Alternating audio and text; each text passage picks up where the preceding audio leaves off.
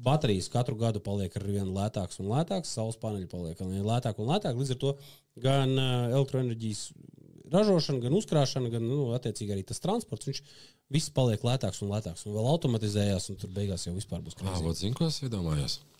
Tagad citreiz ir tā, ka tu iebrauc staķikā, un tu par retam dabū rindā pastāvēt. Pieņemsim, kas notikt, ja mums te būtu vesela čupa ar tiem elektroauto? Nu labi, ideālais variants, tā kā raitim paneļu jumtu, viņš pats tur lādā, viņam tur neinteresē. Viņš taķi kā iebrauc, padarīs tur kafiju padzert. Jā. Bet vai tā pārējā visu padarīšana pavilks, teiksim, ja mums te, es nezinu, cik šobrīd Latvijā ir, teiksim, pieņemsim pusi Latvija brauc ar elektromobiļiem. Ja rītdien puse iesēžās elektromobiļos, mums ir auzas. Bet tas jau nenotiek rītdien. Tas notiek pakāpeniski, pamazām, un arī tie tīkli attīstās pamazām. Vienīgais, par ko es tā mazlietiņās satraucos, tiešām, ko mēs ziemā darītu.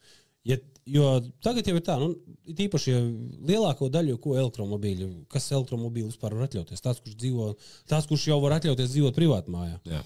Vai ne? Tas, kurš dzīvo dzīvoklī, labi, varbūt tur Rīgā, tur krutos dzīvokļos, tur turīgi cilvēki dzīvo, bet, būsim reāli. Dzīvo dzīvoklī un elektromobīls tā nav, tā baigi nav savienojama. Pagarinātāji no rīta sīkais. Jā.